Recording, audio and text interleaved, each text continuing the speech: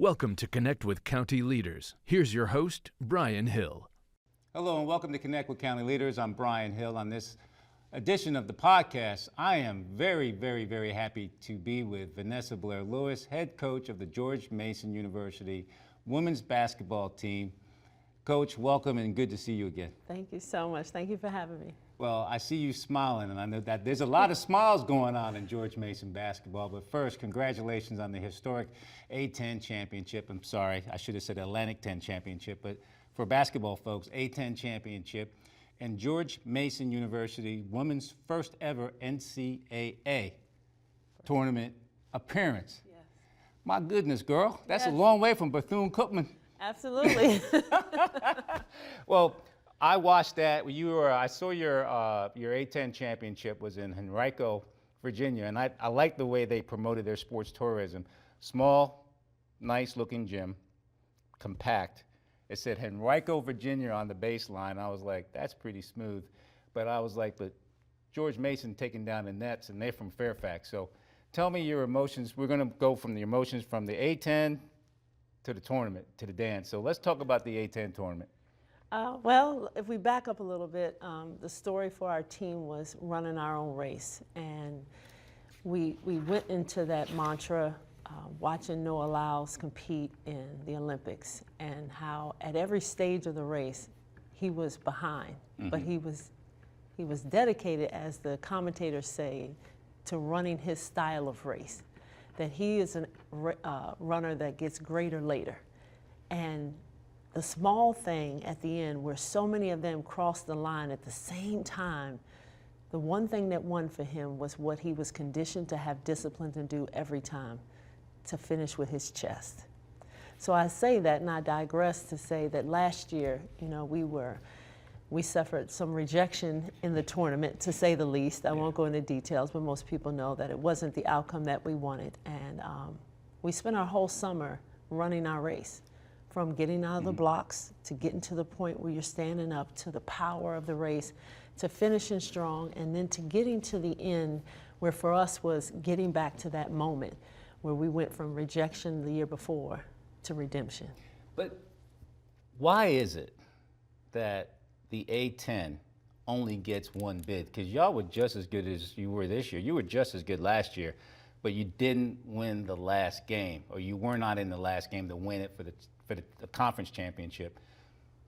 I mean, look, you guys played St. Joe's. They were good enough to go, and they weren't even the first seed. So I don't understand, why is it that we can't get more bids out of the A-10? I don't know. I wish I sat on that committee, Bryan, but to your point, I think in the last couple of years we've had 4 really good teams at the top. And obviously I don't know if the Atlantic 10 is strong enough to get 4, but I definitely think we should be more than a one-bid league. And this year we were. Richmond went as well. And I think a lot based off the body of the work they did the last year and the year they had this year, finishing and winning. But yeah, we should definitely be in consideration for more than a one-bid league. Yeah, so Richmond went. They did not win the tournament. You went. St. Joe's went to the final, did not win. But prior years, like you said, it's always been one bid. And which is just, in my opinion, just ridiculous. But anyway, that's where we are in college athletics. Because I got to tell you, looking at the things that coaches have to do today, it's sort of like, all right, you got recruitment. Y'all also got retention, and then re-recruitment, and then retention. Of your same players, right. Of the same players. How are you dealing with the NIL, the portal, finances, women's basketball finances? I mean, how are you dealing with that? I think it's such a new landscape that we all are trying to find a way to adjust.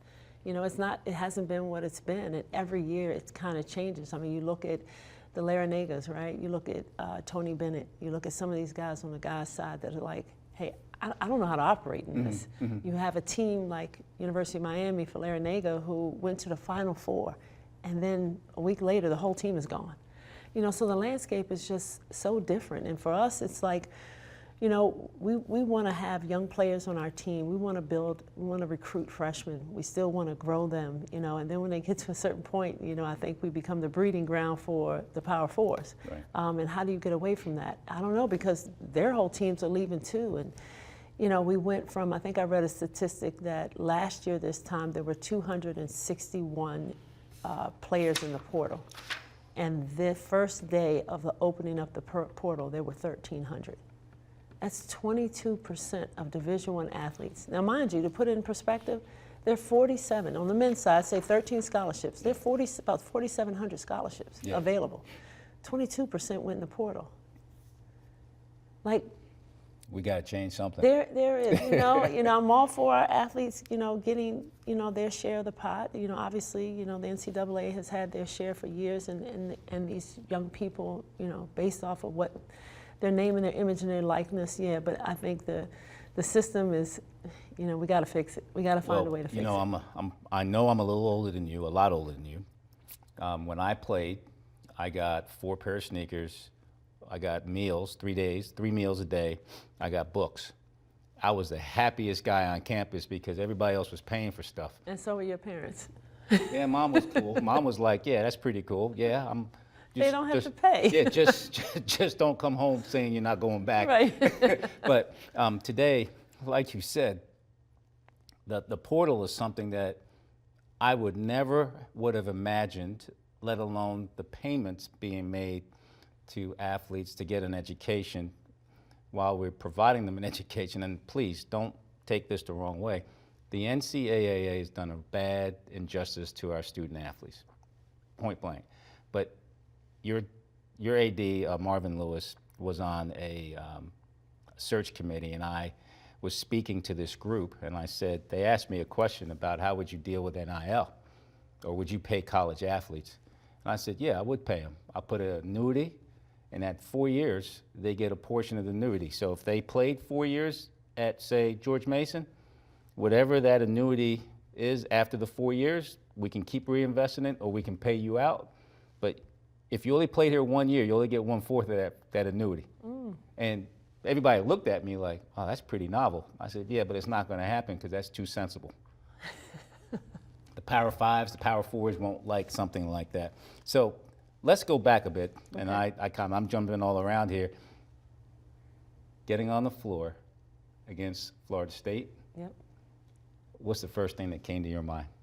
I was really, really proud of these young women. You go from taking over a program where people were like, Vanessa, you know they didn't win a game. You coming back to the DMV, and I grew up here. I'm a DMV native and played at Largo High School, played for my dad, went to Mount St. Mary, so I stayed in the area. And at Bethune-Cookman, we were on our 6th championship. Like, we had taken them to the NCAA, so we were doing well, and I was waking up in 75 degrees and sunny every day, right? Yeah, so my husband's like, wait a minute, I can't golf? I'm like, not in these months. But I saw an opportunity when other people saw, you know, a challenge. It was an opportunity. I thought that this was a gold mine. George Mason is a gold mine. You know, we sit in an amazing city of Fairfax.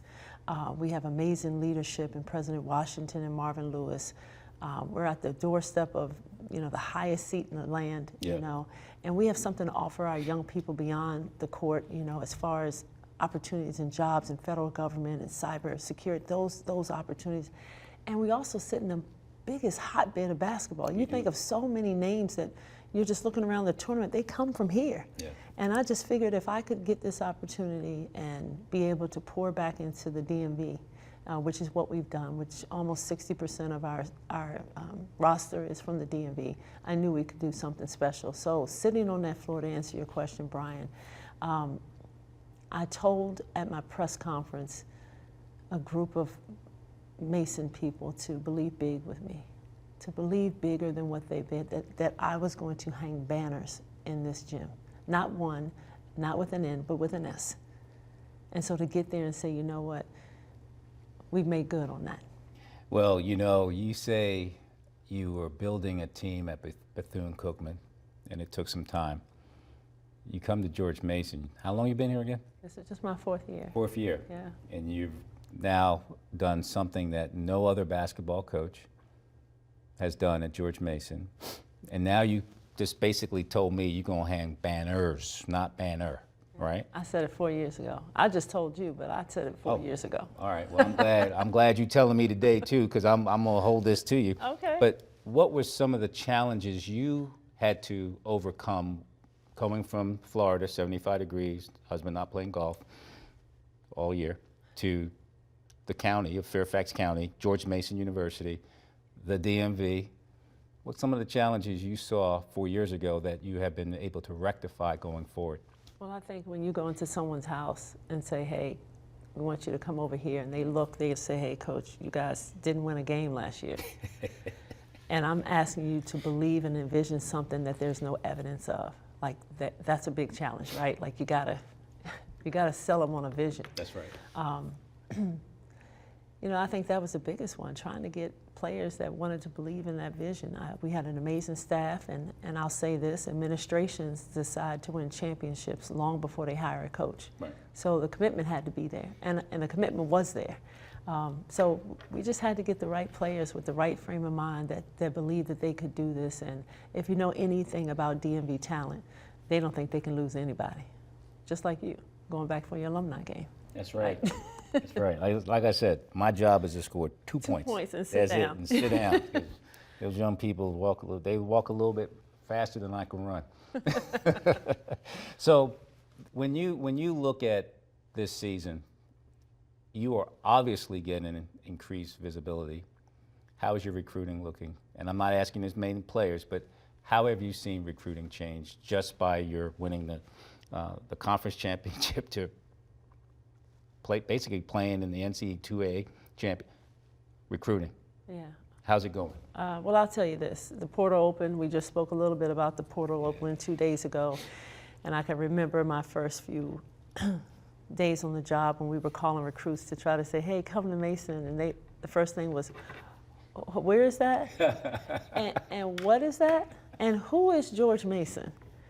And now it's like, oh, George Mason. Yeah, they know who you are. We just watched you on TV. That's right. That's right. Yeah, we've been to your games because we do a really good job. And I say that because a team, I think, can be only as successful as a community that supports it. And we've had the mayor out, we've had you out, right? We've had constituents in the community that thought it not robbery to spend 2 hours with us. And the community has gotten behind us. They've had parades where we've been out there. We've actually just walked into a restaurant and they were like, oh, we just had y'all on TV doing, right. You know, so the community has embraced us. And we've gone from maybe 30, my first year, 30 people in the stands, including the band, to over 3,300 at games. You know, that speaks well. We want to be Northern Virginia's champion. I hear you. So, you know, we, and I want to say thank you for providing, and to A.D. Lewis for providing tickets to our neighborhood and community services. I asked the A.D. for a picture of one of the games that you played. I can't remember the game. And they sent me a picture, and we had, from NCS, these young kids watching y'all play, a full area, and that was basically a part of our strategic plan picture, is them watching you guys play. Joy, it wasn't a men's game, it was a ladies' game. So I want to say thank you, but what are you telling your players after all of this, and they leave Vanessa Blair-Lewis? What are they supposed to do going forward? What are you telling them going forward to say, this is how you uphold the brand? Because you stayed here with me for 1, 2, 3, or 4 years. What do you want them to get out of playing for you? Yeah. We talk a lot about, more than basketball, becoming the leaders in this community for your children's children. Like, that's what we're raising up. Coach Skin and I, and every coach, you know, in the country's main job outside of winning is to be raising up the next generation of leaders. Because what you get in these 4 years is ups and downs and wins and losses and frustrations and showing up and getting up and failing and succeeding, all comprised in, like you said, maybe 1, 2, 3, or 4 years if you're lucky now to hold a student. But what they should walk away with is resiliency, with confidence, a chance to walk into any room and say, you know what, I can do this. And we challenge them to be the next leaders. I challenge my ladies to sit in the highest seat in the land because we've already done the second seat. I got it. That's awesome. Wow, I mean, you know, when you people think you're just a basketball coach, right? Yeah. And, you know, earlier I said, how are your children doing? You were like, which ones? Right. I mean, because you got yours at home, plus you got another 15 at school. I'm like, oh, no, you're biological. Right. I was really just trying to get there, but I get it. When you look at your roster leaving, who are you really concerned, and how are you concerned? Well, before I ask that question, are you losing anybody? I think you're losing 2. Yeah, we got seniors and Okay. That was for Suarez. The girl can shoot. Can she? Is she coming back? No, she's a senior. She's going back to Spain. Can we call her? Can I give her? Can I think call the in the chip? NCAA should get another year, right? I'll give her a COVID. Right. So who are you losing off of this roster? We're losing Paula Suarez, who was the most improved player of the A10, which was huge because she came in and she really grew, and she came in with us. She came in with, you know, hey, we got to grow this program. We're losing Kamaya. We're losing Taviana Habib, who was a shooter for us. That's about 34 points a game right there. I know. The list just goes on, and then you have some, you know, portal potential that want to see, you know, if they can, you know, parlay this to another opportunity. So I remember watching Suarez play against, I think it was St. Joe's, and y'all had a decent lead. St. Joe's started chipping back. Your girl just like, yo, just give me the ball.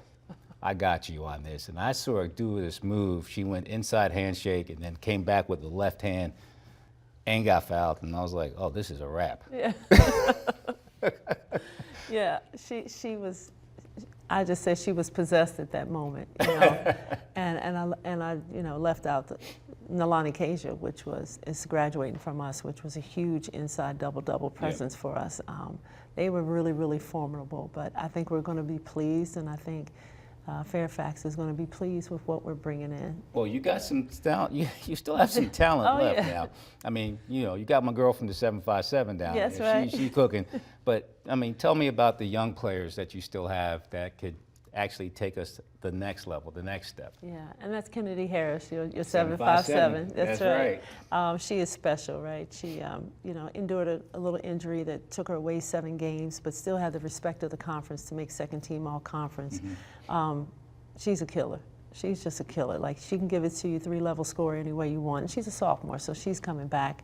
And then you have Zaire Walton, our West Coast flavor from Washington State. She was your Rookie of the Year last year. She was first team all conference this year and first team all defense. Wow. Phenomenal. Just lives in the gym. She right there is just, she's you don't even know if she's breathing out there. She's just playing. And those two are going to spearhead the team that we have coming back. And I think you're going to see a lot of special people sprinkled around them that, you know, are phenomenal in and of themselves. Another, well, not 757, let's say a 571 in Lewis Volker right down the street from Paul VI. She's a young kid. She'll be a junior next year. She can bang inside and shoot the 3, and she gives tremendous energy. So I think we have a really good core of talent coming back, and what we're going to add to them with the 5 new incomers, 3 from the DMV, 1 from Florida, and 1 from Philly. Yeah, we'll talk about that off camera. Okay. All right. Yeah.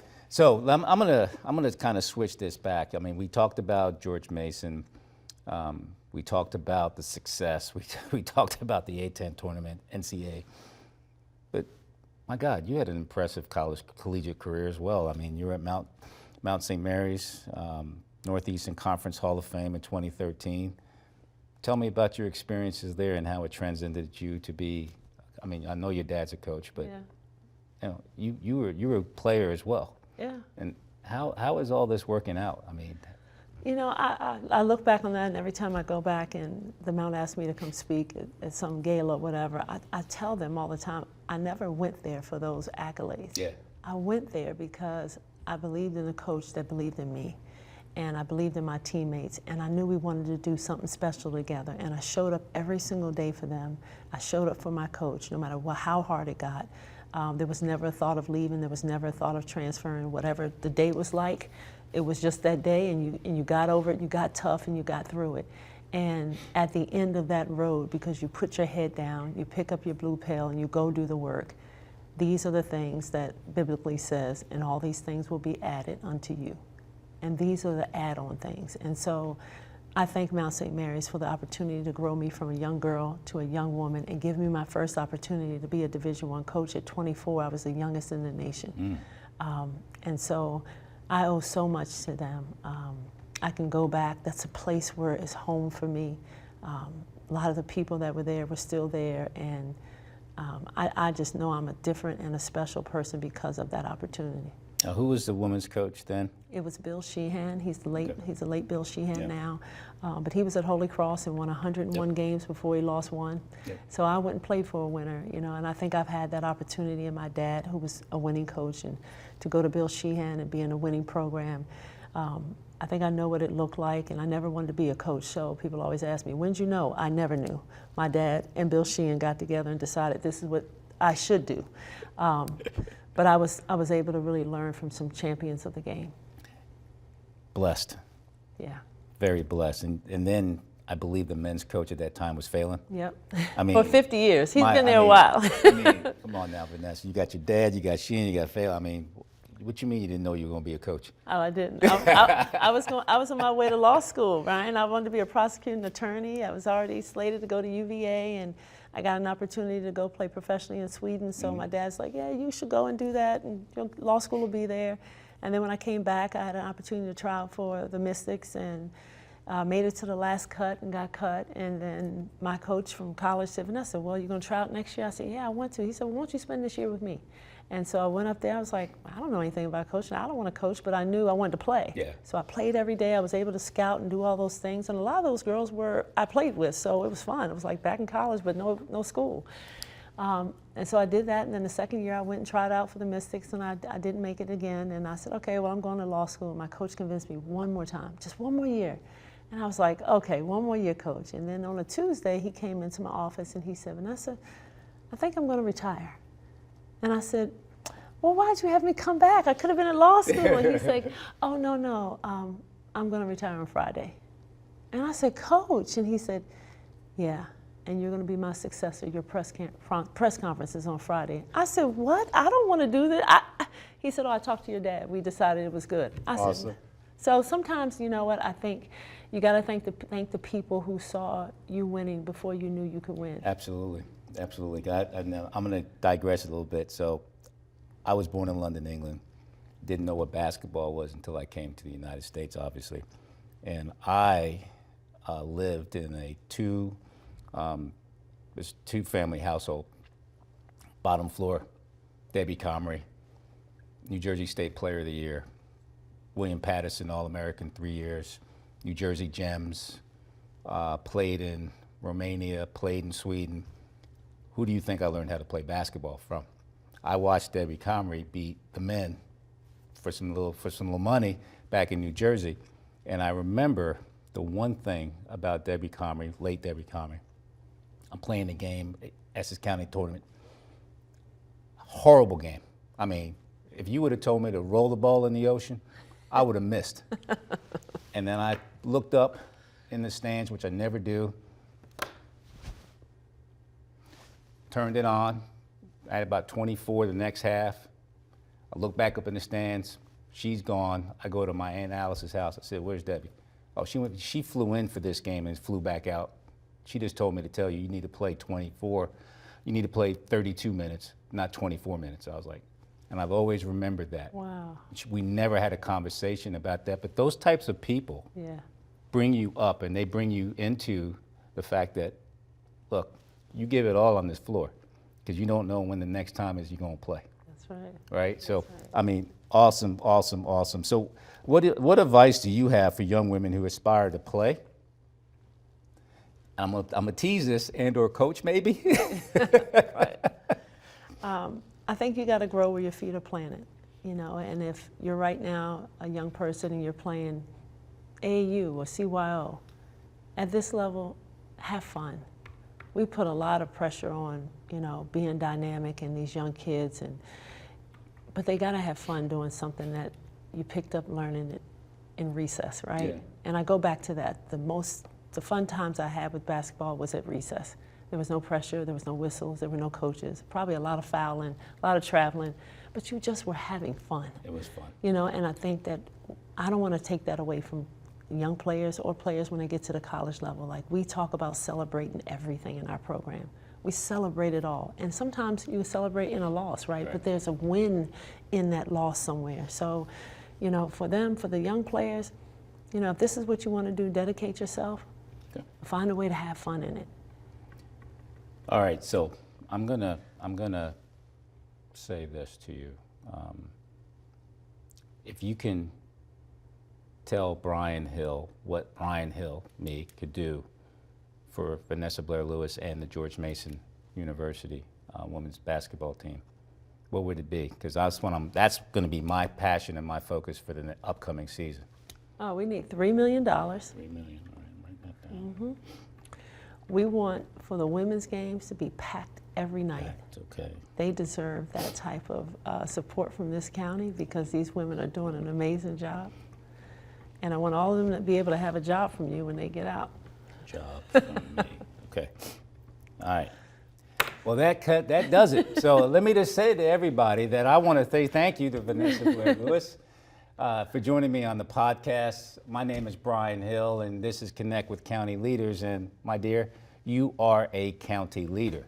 I don't know if I can get you $3 million, but I'm going to work on it. I appreciate All right? it. I'm going to hold you to it. I know you will, because you'll probably see me at these gyms saying, what are you doing here? I said, I'm watching that one for this school. You can't be doing that. Right. But ladies and gentlemen, thank you for allowing this opportunity for me to sit with Vanessa Blair-Lewis and connect with county leaders, and we look forward to seeing you again in our next episode.